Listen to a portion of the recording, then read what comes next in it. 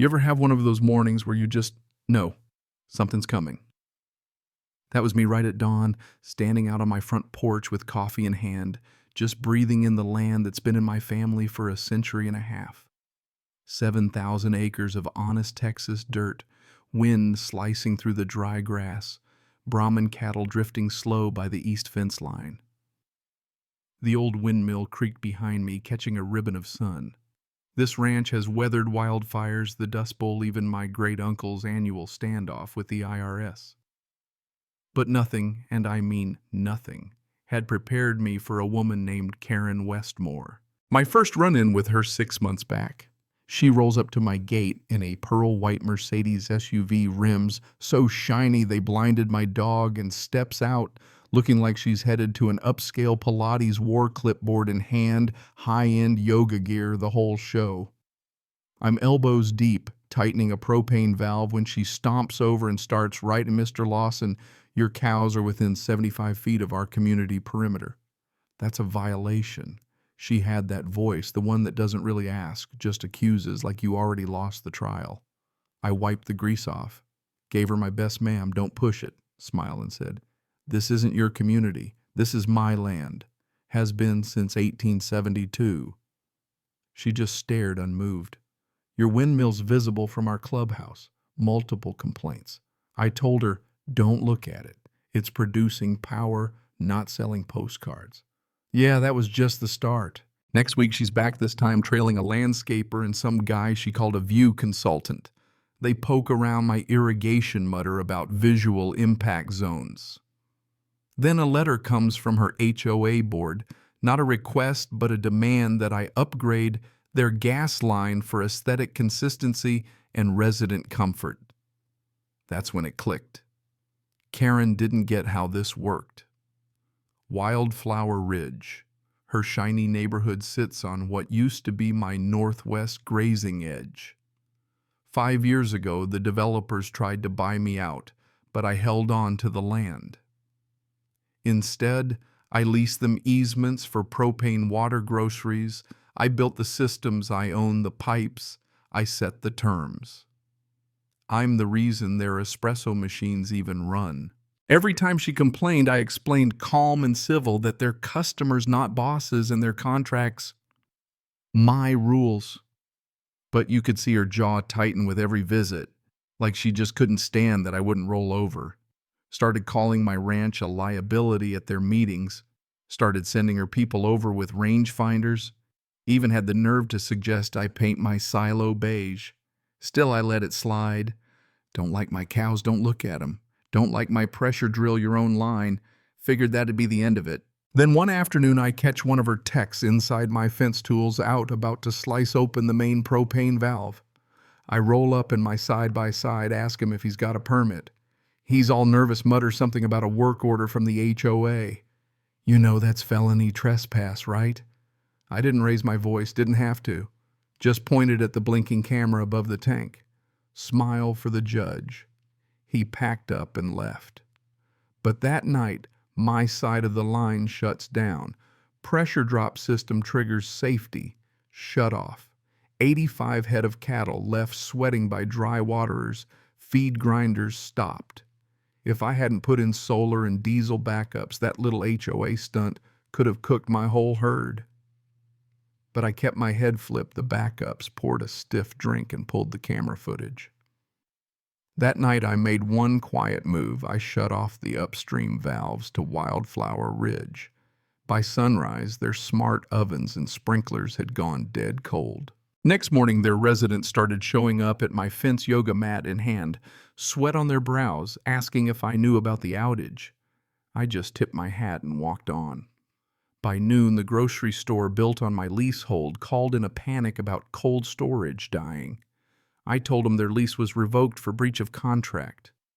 Karen finally shows up, but this time she brings 2 cops.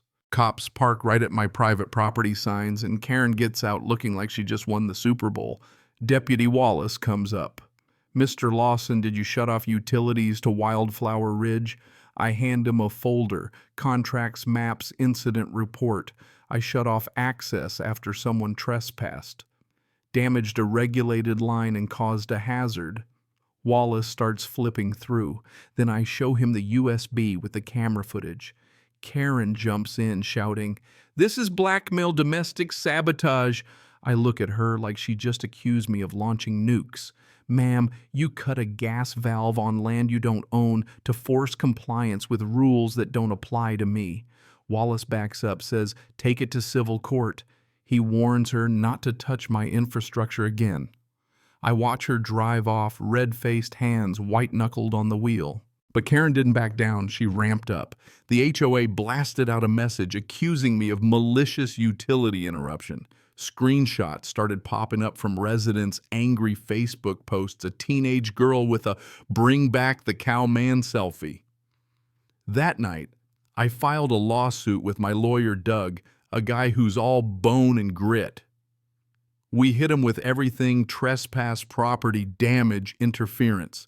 By sunrise, the Texas Railroad Commission was involved.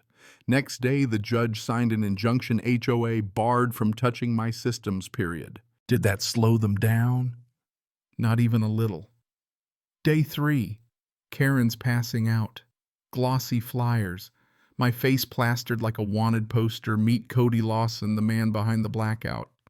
She made me sound like a terrorist. But what those flyers left out, no mention of the trespass, the cut valve, or the lawsuit. The real story, that her perfect HOA never owned anything to begin with. Midweek, she called a community gathering, basically a town hall, to turn the residents against me.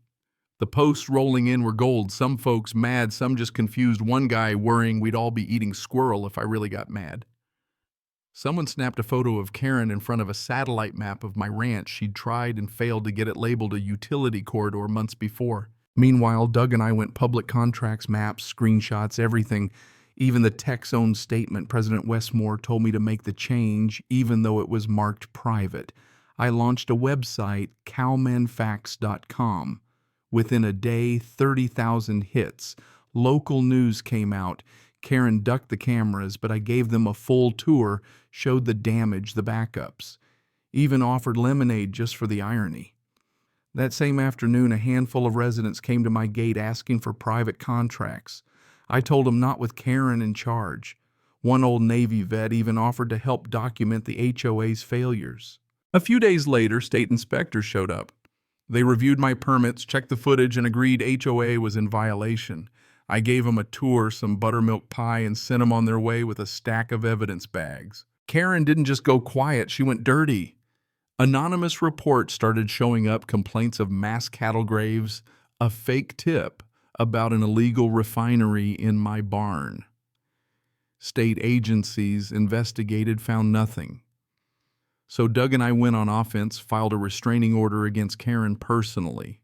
Judge approved it same day.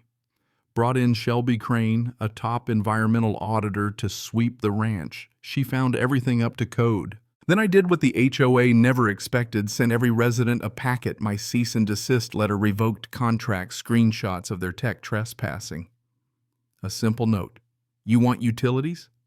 Ditch the interference? The response was instant. Applications poured in. Karen panicked, started threatening residents with fines for talking to me. But by then, folks had had enough. Emergency HOA meeting Thursday night. They tried to intimidate me with a hand-delivered invitation. I sent Doug instead. He showed up with a briefcase of court filings and the patience of a man who's seen too much. State Attorney General's rep was there too.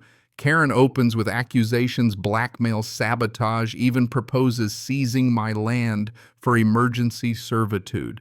Doug stands calmly, reads the record, contract terminations, injunctions. A $1.2 million lawsuit for trespass, negligence, defamation.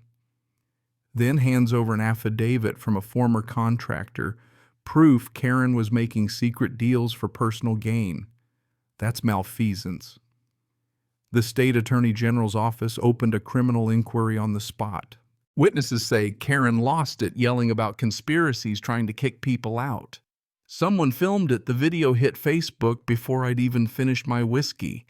By morning, she was in handcuffs. Perp walked out of the clubhouse by deputies. Charges conspiracy, abuse of office, utility fraud, not just misdemeanors, real felonies. The board was suspended, a state administrator brought in. She called me to settle. Doug made our terms clear, full damages apology, all new contracts with zero HOA interference. They agreed $1.4 million public apology, total control reaffirmed.